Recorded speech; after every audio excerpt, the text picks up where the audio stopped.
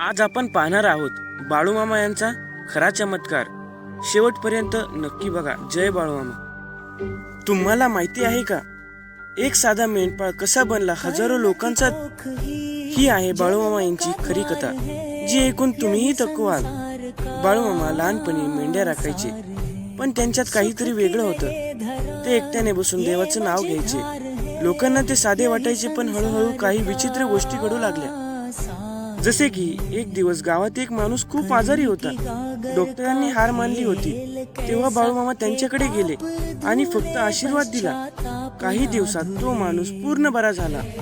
त्यानंतर लोक दूर दूरून येऊ लागले. हरवलेली जनावरे सापडू लागली. अडचणी दूर होऊ लागल्या.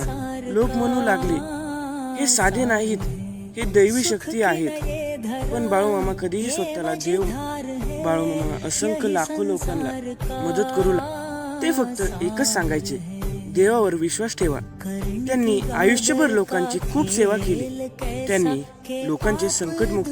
बाळूमामा यांचे आदमापूर येथे खूप मोठे भव्य आणि दिव्य मंदिर आहे.